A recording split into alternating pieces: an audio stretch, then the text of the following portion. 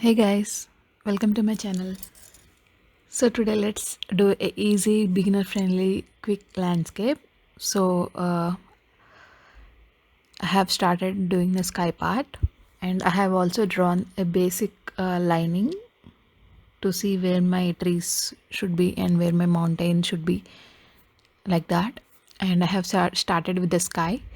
So I have mixed paints gray, ultramarine and caramine to get this violet tone, and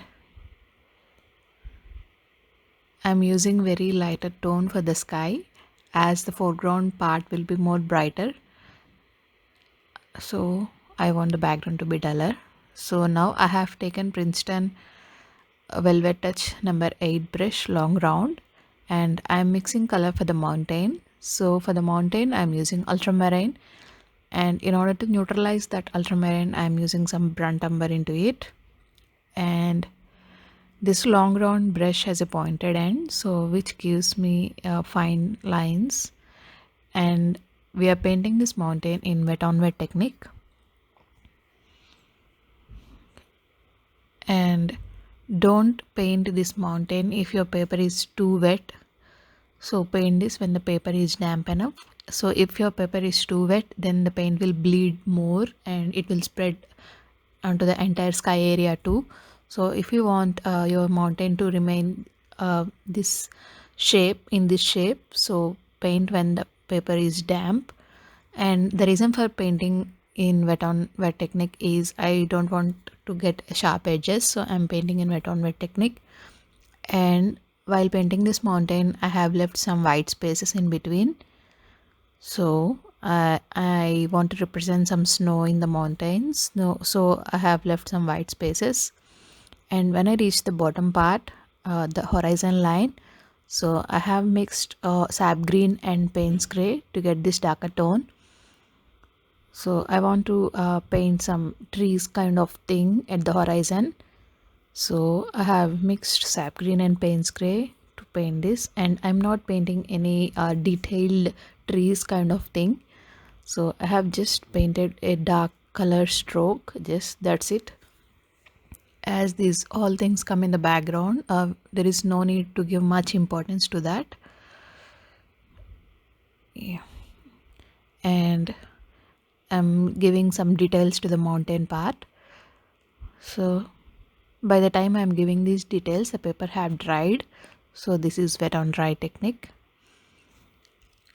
And now let's come to the horizon, below the horizon part.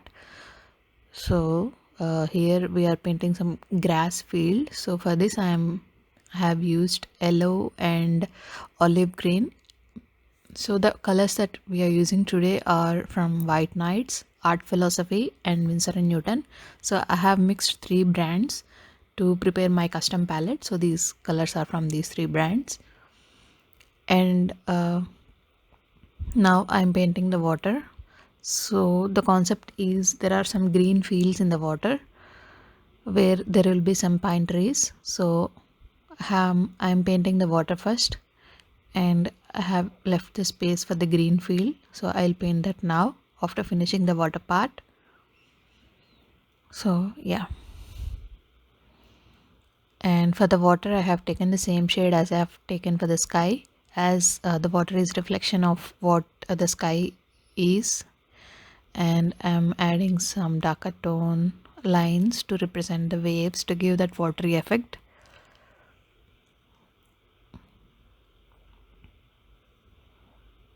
And now I'm painting this grass field in between the water. So I have taken the same shade as that I have painted the above field part too. So this is yellow plus olive green from Winsor and Newton brand. Yes. And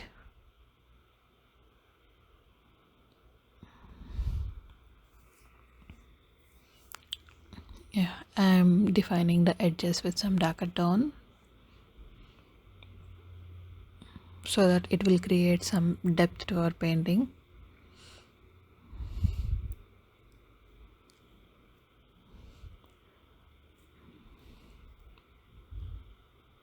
And immediately when the water part is still wet, we have to paint the shadows.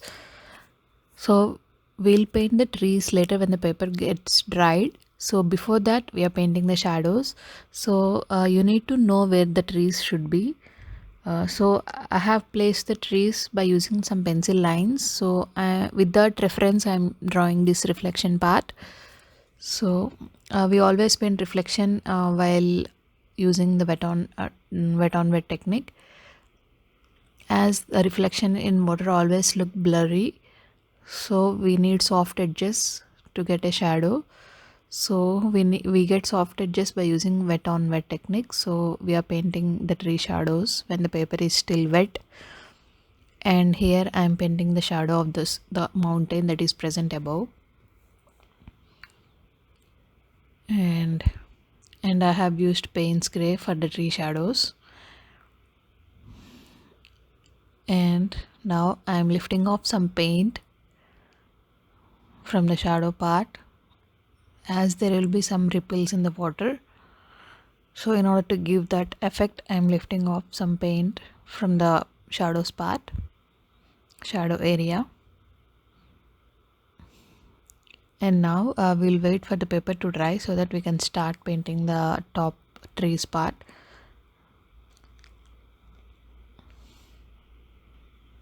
So here I am using the paper, back side of the paper I am using Archie's watercolor paper.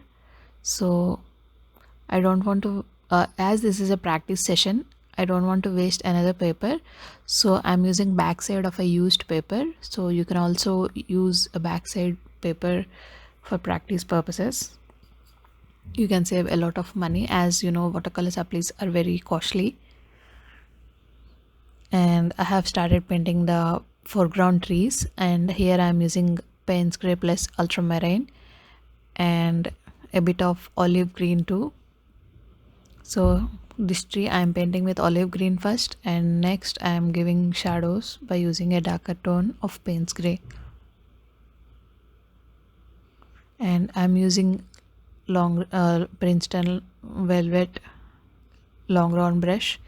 And if you observe, I have used only two brushes for this entire painting. One is silver black velvet size 8 brush, and another one is Princeton velvet touch long round 8 brush.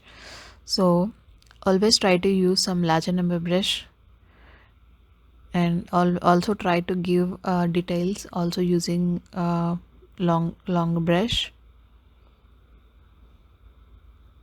Yeah. And I'm adding some group of trees in the foreground part.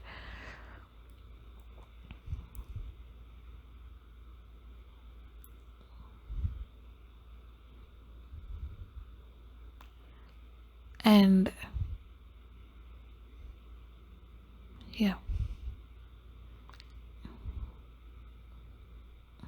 here one more pine tree. And in order to maintain the balance, I'm painting some shorter pine trees this side of the paper too. Yeah.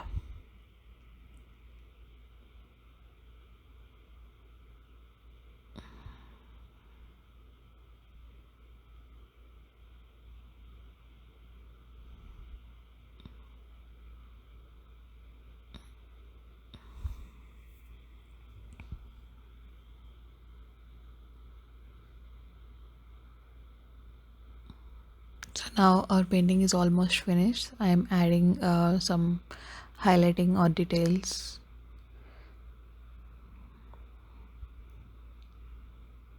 which makes our painting more interesting.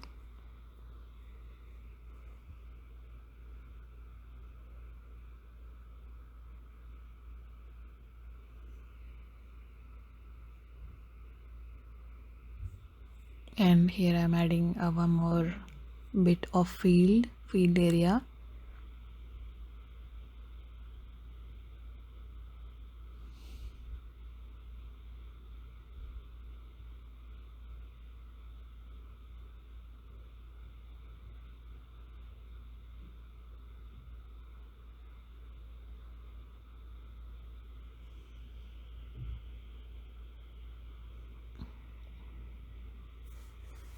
And again, these are all highlighting parts. Adding some stems, a kind of thing. These smaller details will add more interest in our painting.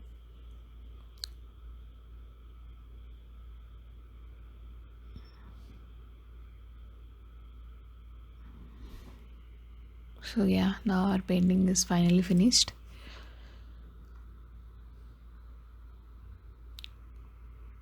And here I have used Archie's cold pressed paper. So here is our final painting.